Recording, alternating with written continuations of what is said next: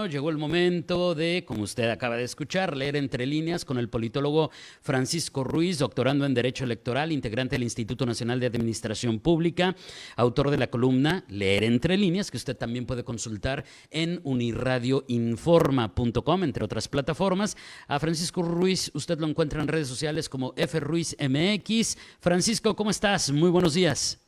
Muy buenos días, David. Un saludo muy especial para ti, toda tu audiencia. Ya comenzando el octavo mes del año, arrancando agosto, vemos cómo poco a poco comienza a envejecer el 2022. Híjole, es que llega agosto y ya sentimos de bajadita el año, cuando menos nos damos cuenta.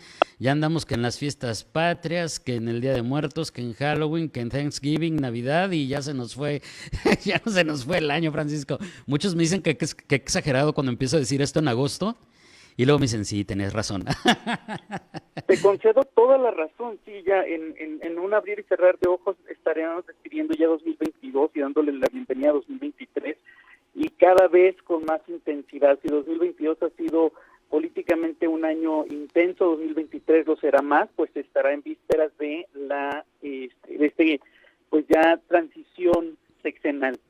Sí, el 2023 tiene una importancia bien particular porque pues es todo lo previo donde se va a conformar, digamos, se va a alinear todo lo que venga para el siguiente año electoral. Sin duda va a ser muy interesante, Francisco. Oye, cuando leí el título de tu participación del día de hoy, dije, pues ¿nos va a hablar de Broso?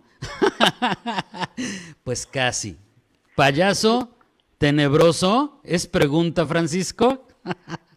Totalmente, es un par de preguntas por ahí que dejo en el aire para el amable lector y para quienes pues esta mañana también nos escuchan. Efectivamente, a partir de una serie de comentarios que hizo Broso, este personaje que te permite las irreverencias que como periodista Víctor Trujillo no puede, pues comparó al presidente Andrés Manuel López Obrador con algunos expresidentes mexicanos, y particularmente aquellos con los que el presidente tiene simpatía o mayor agrado, ¿no? Por ejemplo, mencionó que el presidente Andrés Manuel López Obrador se identifica con Juárez en muchos aspectos, entre ellos la supuesta defensa del derecho ajeno. Con respecto a Madero, pues retomó las acusaciones de Andrés Manuel sobre los presuntos ataques que recibe de la prensa, que pues no está hecha a su modo y que va a calificar siempre como conservadora, como fifí. Y pues además, por supuesto, particularmente ahora con esta controversia internacional en materia energética, el tabasqueño se va a asumir como heredero del expresidente Cárdenas en la defensa de la soberanía, entre comillas, petrolera, ¿no? Pero también este controvertido personaje Broso se dirige directamente al presidente López Obrador y le aclara, ¿no?, que pues para él en lo particular el presidente López Obrador no se asemeja a estos personajes, a estos mandatarios, sino que más bien le recuerda a un personaje un poco, digamos, más reciente, más contemporáneo.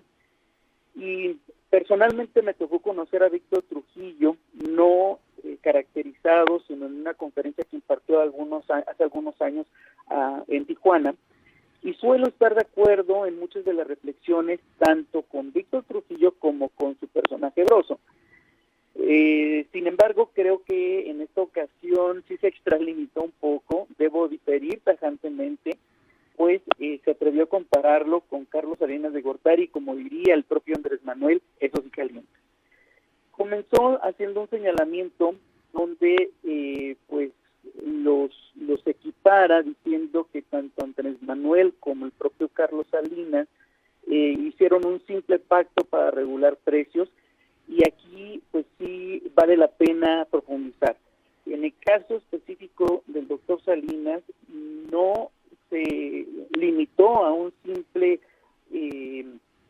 pacto que va a simular un respiro para la economía del país, sino que propició la transformación de un modelo económico cerrado a la apertura de nuestro comercio al mercado global, al libre mercado. Él va a impulsar esta apertura comercial a través de la firma del primer Tratado de Libre Comercio que tuvimos, que ya se extinguió, que fue sustituido por el TEMEC, que volvemos al tema de la controversia que prevalece entre sus socios derivados de esta posición que tiene México en torno al petróleo y a la energía eléctrica. Pero además de ello, por hacer una muy apretada síntesis de los avances que se lograron en el terreno económico durante el sexenio de Salinas de Gortari, bueno, pues también se logró la recuperación y estabilidad económica a través de un programa, de un plan bastante ambicioso que logró contener la inflación, la devaluación, esto sin descuidar la política social, porque tenemos también que recordar que a la par creó el Programa Nacional de Solidaridad y la Secretaría de Desarrollo Social. Es decir, Solidaridad es el papá de los pollitos, es el papá de programas que después le cambiaron el nombre como Progresa, con Ernesto Zedillo, Oportunidades con Fox, Vivir Mejor con Calderón, Prospera con Peña Nieto, y todo aquello que termina en bienestar como Secretaría, becas, banco, que hoy pues le saca bastante provecho al presidente López Obrador, sobre todo en materia electoral, ¿no? Hay algunas frases con las que sí debo de estar de acuerdo con el tenebroso, cuando dice que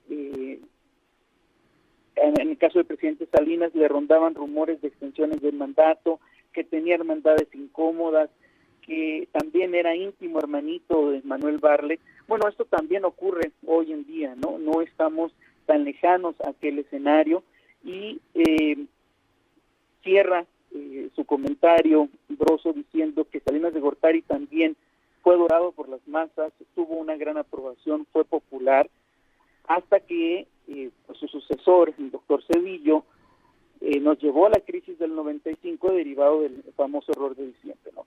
Por tanto, esta tragicomedia mexicana pues me recuerda mucho a la ópera Pagliacci, esta ópera escrita en el siglo XIX, donde dice: eres payaso, ponte el traje, empólvate el rostro, la gente paga y quiere reír, transforma en bromas la congoja y el llanto.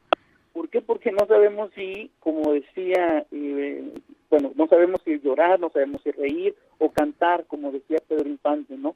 Porque también de dolor se canta cuando llorar no se puede.